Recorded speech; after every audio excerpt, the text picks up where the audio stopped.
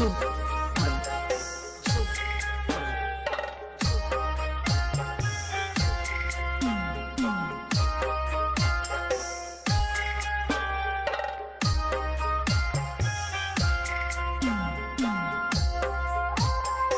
नमस्कार दोस्तों, लोक आस्था का महापर्व छठ यानी छठी पूजा जो पूर्वांचल से शुरू हुआ था, यानी कि उत्तर प्रदेश का पूर्ववर्ती इलाका और बिहार, वहाँ से चलकर आज न केवल हिंदुस्तान बल्कि देश विदेश में आज बड़े ही हर्षोल्लास के साथ मनाया जाता है। आज यानी कि 8 नवंबर को नहाय खाए के साथ में छठी पूजा का महापर्व प्रारंभ हो गया। आखिर क्या है छठ पर्व, क्यों मनाया जाता है इसे? कहते हैं कि बहुत सख्त व्रत है, 1.5 दिन तक इसमें भूखे प्यासे रहते हैं। और इस पर्व की क्या विशेषताएं हैं, इन सब के बारे में जानकारी देने के लिए आज हमारे स्टूडियो में मौजूद हैं पूर्वांचल जन कल्याण समिति के धार्मिक सलाहकार पंडित अर्जुन आचार्य। पंडित जी, आपका स्वागत है हमारे स्टूडियो में। नमस्कार जी। Hello sir. तो पंडित जी, आप हमारे दर्शकों को बताएं कि आखिर छठी पूजा का क्या महत्व है, छठी पूजा क्यों मनाई जाती है। तो इससे मैं सिलसिलेवार आपसे पूछूंगा। सबसे पहले तो आप यह जानकारी हमारे दर्शकों को दें कि छठ या सूर्य षष्ठी व्रत में किन देवी देवताओं की पूजा की जाती है। जय श्री राधे, बोल छठी मैया की जय। मैं अर्जुन आचार्य, पूर्वांचल जन कल्याण समिति के धार्मिक सलाहकार। सबसे पहले इस व्रत में सूर्य देवता की पूजा की जाती है, जो प्रत्यक्ष रूप से दिखते हैं और सभी प्राणियों के जीवन के आधार हैं। सूर्य के साथ साथ बहिन देवी का षष्ठी जो देवी है, इसका छठी मैया की पूजा की जाती है। पौराणिक मान्यता के अनुसार षष्ठी माता संतानों की रक्षा करती है और उन्हें स्वास्थ्य और दीर्घायु बनाती हैं। इस अवसर पर सूर्यदेव की पत्नी उषा और प्रत्युषा को भी अर्घ देकर प्रसन्न किया जाता है जी। छठ व्रत में सूर्यदेव और षष्ठी देवी दोनों की पूजा के साथ साथ की जाती है। इस तरह से ये पूजा अपने आप में बेहद खास है जी। तो आचार्य जी, सूर्य से तो सभी परिचित हैं, भगवान भास्कर के बारे में सभी जानते हैं, लेकिन छठ मैया कौन सी देवी हैं, इसके बारे में बताएं। छठी मैया सूर्य षष्ठी देवी की अधिष्ठात्री, सूर्य जो छठी मैया है वो अधिष्ठात्री देवी, प्रकृति की देवी, एक प्रमुख अंश को देवसेना कहा गया है जी। प्रकृति का छठा अंश होने के कारण इन देवी का एक प्रचलित नाम षष्ठी है, षष्ठित बोलते हैं उसको। और षष्ठी देवी को ब्रह्मा की मानस पुत्री भी कहा गया है। पुराणों में इन देवी का एक नाम कात्यायनी भी है। इनकी पूजा नवरात्र में षष्ठी तिथि को होती है। षष्ठी देवी को ही स्थानीय बोली में छठ मैया कहा गया है, जो निसंतानों को संतान देती है और सभी बालकों की रक्षा करती है। तो आचार्य जी, षष्ठी देवी की पूजा की शुरुआत कैसे हुई? पुराणों में इस कथा का क्या बयान है, क्या महत्व है, इसके बारे में बताएं। प्रथम मनु स्वांभवु के पुत्र राजा प्रियव्रत को कोई संतान नहीं थी जी। इसके कारण वह दुखी रहते थे जी। महर्षि कश्यप ने राजा से पुत्रेष्टि यज्ञ कराने को कहा, यानी कि संतान उत्पत्ति का यज्ञ। हाँ जी, पुत्रेष्टि यज्ञ कहते हैं संतान उत्पत्ति का, जैसे राजा दशरथ ने भी किया था जी जी जी जी जी। तो राजा ने यज्ञ कराया, जिसके बाद उनकी महारानी मालिनी ने एक पुत्र को जन्म दिया जी। लेकिन दुर्भाग्य से वह शिशु मरा हुआ पैदा हुआ था। राजा का दुख देखकर एक दिव्य देवी प्रकट हुई। उन्होंने उस मृत बालक को जीवित कर दिया जी। और देवी की इस कृपा से राजा बहुत खुश हुए। उन्होंने षष्ठी देवी की स्तुति की। तभी से यह पूजा संपन्न की जा रही है। तो यानी कि यह माने कि संतान उत्पत्ति और संतान की रक्षा का सबसे महत्वपूर्ण पर्व है छठी पूजा। छठ पूजा तो आचार्य जी, आध्यात्मिक ग्रंथों में सूर्य की पूजा का प्रसंग कहाँ कहाँ मिलता है? शास्त्रों में भगवान सूर्य को गुरु भी कहा गया है। जी। पवन पुत्र हनुमान ने सूर्य से ही शिक्षा पाई थी। श्री राम ने आदित्य हृदय स्तोत्र का पाठ कर सूर्य देवता को प्रसन्न करने के लिए बाद ही रावण को अंतिम बाण मारा था। जी जी जी। और उस पर विजय पाई थी। जी। श्री कृष्ण के पुत्र सांबन को कुष्ठ रोग हो गया था। जी। तब उन्होंने सूर्य की उपासना करके ही रोग से मुक्ति पाई थी। जी, सूर्य जी। की पूजा वैदिक काल से काफ़ी पहले से होती आई है। तो यानी कि भगवान भास्कर को मनाने के लिए भगवान राम और भगवान कृष्ण ने भी समय समय पर आराधा है। तो ये तो तय है कि सूर्य भगवान भास्कर की जो आराधना है हमारे सभी शास्त्रों में है। हम माने तो छठ पूजा में इसका एक अलग महत्व और दर्शाया गया है, यही कहेंगे? बिल्कुल। तो आचार्य जी, सनातन धर्म के अनेक देवी देवताओं के बीच सूर्य देव का क्या स्थान है, उसे और विस्तार से बताएं। सूर्य की गिनती उन 5 प्रमुख देवी देवताओं में की जाती है जिनकी पूजा सबसे पहले करने का विधान है। जी। जिसको हम कहते हैं पंचदेव की पूजा। जी जी जी। पंचदेव में सूर्य के अलावा अन्य देव हैं गणेश, दुर्गा, शिव, विष्णु। ये मत्स्य पुराण में ऐसा कहा गया है। जी जी जी जी। इसी को पंचदेव कहते हैं और सबसे पहले पूजा इन्हीं की जाती है। तो पंडित जी, सूर्य देव की पूजा से क्या क्या फल मिलते हैं, पुराणों का क्या महत्व है, थोड़ा और विस्तार से इस पे चर्चा करें। भगवान सूर्य सभी पर उपकार करने वाले अत्यंत दयालु हैं। जी। और वे उपासक को आयु, आरोग्य, धन धान्य, संतान, तेज, कांति, यश, वैभव और सौभाग्य देते हैं। जी। ये सभी को चेतना देते हैं। सूर्य की उपासना करने से मनुष्य को सभी तरह के रोगों से छुटकारा मिल जाता है। जो सूर्य की उपासना करते हैं वे सभी दरिद्र, दुखी, शोक संतप्त और अंधे नहीं होते। जी जी जी जी जी।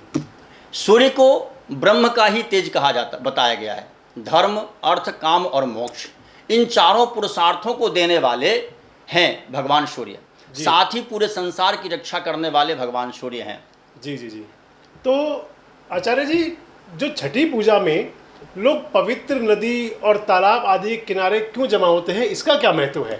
सूर्य की पूजा में उन्हें जल से अर्घ देने का विधान है। जैसे हम सभी प्रातःकाल उठते हैं, नहान स्नान ध्यान करके भगवान सूर्य को अर्घ देते हैं। जी जी जी। तो अर्घ देने का विधान है।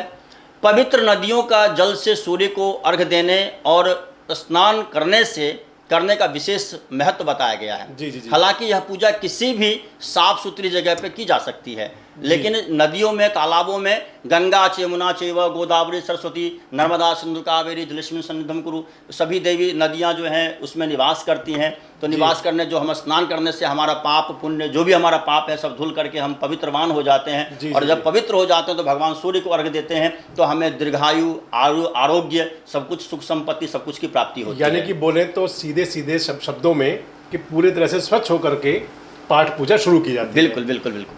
आचार्य जी, एक बात और भी है कि छठी पूजा के दौरान नदी तालाबों पर भीड़ बहुत बढ़ जाती है। भीड़ से बचने के लिए व्रत करने का क्या कोई और तरीका भी हो सकता है? हाँ, इस भीड़ से बचने के लिए हाल के दशकों में घर में ही छठ पूजा करने का प्रचलन तेजी से बढ़ा है। जी। मन चंगा तो कठौती में गंगा, ये आपने सुना होगा बहुत अच्छी तरह से। जी जी जी। और कहावत यहाँ भी गौर करने का लायक है। उन्हें कई लोग घर के आंगन या छतों पर भी छठ व्रत करते हैं। व्रत करने वालों की सुविधा को ध्यान में रख करके ऐसा किया जाता है। तो छठ पूजन हम घर आंगन में भी कर सकते हैं, वहाँ ना जा करके अपने छतों पर और आंगन में भी कुंड खोद करके भगवान सूर्य को अर्घ्य दे सकते हैं। जी जी जी। आचार्य जी, एक चीज़ और है, ज़्यादातर देखा गया है कि महिलाएं ही छठी पूजा करती हैं। ऐसा देखा जाता है कि महिलाएं अनेक कष्ट सह करके पूरे परिवार के कल्याण की कामना करती हैं, पूरे परिवार के कल्याण के लिए कामना करती हैं। क्योंकि कहते हैं यत्र नारीस्तु पूज्यन्ते रमन्ते तत्र, भैया पीछे करना, यत्र नारीस्तु पूज्यन्ते रमन्ते तत्र देवता। जहाँ नारियों की पूजा होती है वहाँ देवता निवास करते हैं। जी जी जी। तो नारी शक्ति प्रथम है जी। और नारी शक्ति आदि शक्ति, हम नवरात्रि में भी नारी की पूजा करते हैं। तो नारी जो है हमारे सभी के लिए व्रत रखती हैं, सभी के मंगल कामना करने के लिए व्रत रखती हैं और कष्ट को, इस व्रत को कष्ट सहती हैं। पुरुषों के आगे, पुरुषों इस व्रत को करने में पुरुषों से आगे रहती हैं। इससे महिलाओं के त्याग तप की भावना से जोड़कर देखा जा सकता है। यानी कि जो हमारी सनातन संस्कृति है कि नारी तू नारायणी, हाँ, तो छठ पूजा कोई भी कर सकता है? हाँ, छठ पूजा कोई भी कर सकता है, चाहे वह महिला हो या पुरुष। पर इतना जरूर है कि महिलाएं संतान की कामना से या संतान के स्वास्थ्य और उनके दीर्घायु होने के लिए यह पूजा अधिक बढ़ चढ़कर पूरी श्रद्धा से करती हैं। जी जी जी। तो आचार्य जी एक बात और, कि क्योंकि ये पूजा किसी भी सामाजिक वर्ग या जाति के लोग कर सकते हैं, क्या मेरा ये प्रश्न सही है? हाँ, बिल्कुल सही है। सूर्य सभी प्राणियों पर समान रूप से कृपा करते हैं, वे किसी तरह का भेदभाव नहीं करते। इस पूजा में वर्ण या जाति के आधार पर भेद नहीं है। इस पूजा के प्रति समाज के हर वर्ग जाति में गहरी श्रद्धा देखी जाती है। जी। हर कोई मिलजुल कर साथ साथ इसमें शामिल होता है और हर जाति धर्म के लोग इस पूजा को बढ़ चढ़ कर करते हैं। यानी कि कहें तो सर्वधर्म समभाव का भी संदेश है छठी पूजा। जी जी। आचार्य जी एक बात और बताएं कि क्या इस पूजा के पीछे कोई और सामाजिक संदेश भी छिपा है? बिल्कुल। सूर्य षष्ठी व्रत में लोग उगते हुए सूर्य को भी पूजा करते हैं और डूबते हुए सूर्य की भी पूजा उतनी ही श्रद्धा के साथ पूजा करते हैं। जी जी। इसमें कई तरह के संकेत छिपे हैं जी। ये पूरी दुनिया में भारत की आध्यात्मिक श्रेष्ठता को दिखाता है। जी जी जी। इस पूजा में जातियों के आधार पर कहीं कोई भेदभाव नहीं है। समाज में सभी को बराबरी का दर्जा दिया जाता है। जी। सूर्य देवता को बांस के बने जिस सूप और ढाले में रखकर प्रसाद अर्पित किया जाता है उसे सामाजिक रूप से अत्यंत पिछड़ी जाति के लोग बनाते हैं। जी जी जी। इससे सामाजिक संदेश एकदम स्पष्ट है। मतलब समरसता का संदेश है। बिल्कुल बिल्कुल। आचार्य जी एक बात और बताइए कि बिहार से छठ पूजा का विशेष संबंध है क्या? बिल्कुल। सूर्य की पूजा के साथ साथ षष्ठी देवी की पूजा की अनूठी परंपरा बिहार के इस सबसे बड़े लोक पर्व में देखी जाती है। जी। यही बात इस पूजा के मामले में प्रदेश को खास बनाती है। जी जी। बिहार में सूर्य पूजा सदियों से प्रचलित है। जी। सूर्य पुराण में यहाँ के देवी मंदिरों की महिमा का वर्णन मिलता है। बिहार के मंदिरों में? बिल्कुल बिल्कुल। जी। यहाँ सूर्य पुत्र कर्ण की जन्मस्थली भी है, अतः स्वाभाविक रूप से इस प्रदेश को लोगों की आस्था सूर्यदेव में ज़्यादा है। तो जो आपने बताया कि बिहार में सूर्यदेव के मंदिर हैं, तो उनकी अहमियत, उनकी खासियत क्या है? बिहार में सूर्य देव के मंदिर भी खासियत यह है कि सबसे बड़ी खासियत यह है कि मंदिर का मुख्य द्वार पश्चिम दिशा की ओर है, जबकि आमतौर पर सूर्य मंदिर का मुख्य द्वार पूर्व दिशा की ओर होता है। जी जी जी। मान्यता की है कि यहाँ के विशेष सूर्य मंदिर का निर्माण देवताओं के शिल्पी भगवान विश्वकर्मा ने किया था। जी जी जी। स्थापत्यों और वास्तुकला के अत्यधिक कोण के से यह सूर्य मंदिर बेजोड़ नमूना है एक। यानी कि अपने आप में दर्शनीय भी है और उसका आध्यात्मिक महत्व भी बिल्कुल बिल्कुल बिल्कुल सभी से हटकर अलग है। बिल्कुल। पंडित जी, कार्तिक महीने के अलावा यह सभी की जिज्ञासा हो सकती है बिल्कुल कि कार्तिक महीने के अलावा यह पूजा साल में कब की जाती है, छठी पूजा? बहुत सुंदर प्रश्न पूछा आपने मगो जी। कार्तिक के अलावा छठ पूजा चैत्र शुक्ल पक्ष में चतुर्थी से लेकर के और सप्तमी तक किया जाता है। जी। इसे आम बोलचाल में चैती छठ कहते हैं। चैती छठ कहते हैं। तो इस पूजा में कुछ लोग जमीन पर बार बार लेटकर, मैंने देखा है हमने कि जब आते हैं तो दंडवत करते हुए आते हैं, घाट की ओर जाते हैं। ऐसा क्यों है? इसके पीछे क्या इसका आध्यात्मिक महत्व है? क्या कारण है इन सब का?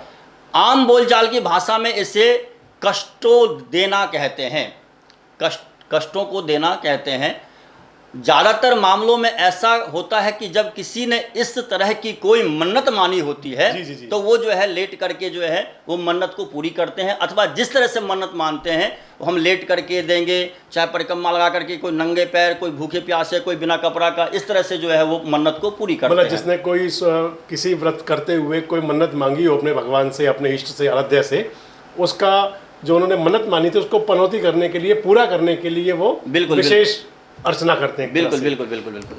आचार्य जी, एक अंतिम सवाल है मेरा आपसे कि 4 दिन तक चलने वाले आस्था के इस महापर्व में किस किस दिन क्या क्या किया जाता है, हमारे दर्शकों को जरा विस्तार से बताएं। कार्तिक शुक्ल पक्ष चतुर्थी का व्रत की शुरुआत नहाय खाए के साथ होती है जी। इस दिन व्रत करने वाले और घर के सारे लोग चावल, दाल और कद्दू से बने व्यंजन प्रसाद के तौर पर ग्रहण करते हैं। जी जी जी। और घर के सारे लोग चावल, दाल और कद्दू से बने व्यंजन प्रसाद ग्रहण करते हैं, और वास्तव में ये अगले 3 दिनों तक चलने वाली पूजा की शारीरिक और मानसिक तैयारी है। एक तरह से एनर्जी है, एक तरह से मतलब आस्था का पहला प्रसंग है, जिससे कि श्रद्धालुओं में, जिससे कि व्रतधारियों को शक्ति मिलती है। बिल्कुल जी। दूसरे दिन कार्तिक शुक्ल पक्ष पंचमी को शाम में मुख्य पूजा होती है जी। इसे खरना कहा जाता है, जो मंगलवार को होगा, कल है वो खरना। यानी कि मंगलवार को होगा। जी जी जी। प्रसाद के रूप में गन्ने के रस या गुड़ से बनी खीर चढ़ाई जाती है खरना के दौरान। जी। प्रसाद भगवान को पहले भोग लगाया जाता है, फिर उसको जो है वो ग्रहण करते हैं। कई घरों में चावल का पिट्ठा भी बनाया जाता है जी। लोग उन घरों में जाकर के प्रसाद ग्रहण करते हैं जिन घरों में पूजा होती है। जी जी जी। तीसरे दिन कार्तिक शुक्ल पक्ष की षष्ठी की शाम को अस्ताचलगामी भगवान जो सूर्य हैं, यानी कि डूबते सूर्य है। देखिए, बिहार में सबसे पहले हमारे भारतवर्ष की ऐसी परंपरा है, जो आपने कोई भी सूर्य षष्ठी यानी छठ पूजन विशेष इसलिए है ये कि कोई भी पूजा देख लीजिए आप, जो आपको डूबते हुए को कोई भी नमस्कार नहीं करता। सभी उगते सूर्य को, ये परंपरा भी है एक हमारी।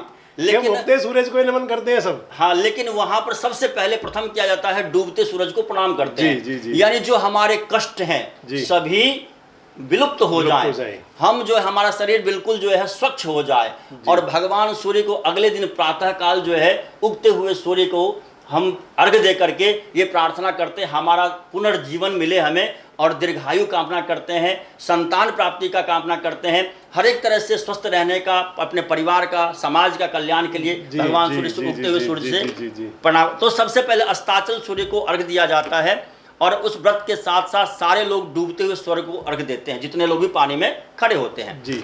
चौथे दिन कार्तिक शुक्ल पक्ष सप्तमी को उगते हुए सूर्य को अर्घ देने के बाद पारण के साथ व्रत की समाप्ति हो जाती है। जो कुछ भोग लगाते हैं भगवान को, उस भोज उसमें प्रसाद लेते हैं और उस प्रसाद को खाते हैं, उसको पारण बोलते हैं, और उसके साथ जो है व्रत की समाप्ति व्रत खुल जाता है। तो आचार्य जी, बहुत महत्वपूर्ण जानकारी आपने हमारे दर्शकों को दी। कई बात हम भी बहुत समझ अनभिज्ञ थे। आपने हमारे दर्शकों को छठी पूजा के बारे में, उसके महत्व के बारे में बड़े विस्तार से बताया। आपने हमारे स्टूडियो के माध्यम से देश विदेश में बसे हुए दर्शकों को इतनी बड़ी जानकारी दी, इसके लिए आपका बहुत बहुत धन्यवाद। सभी मिलकर के बोले छठी मैया की जय।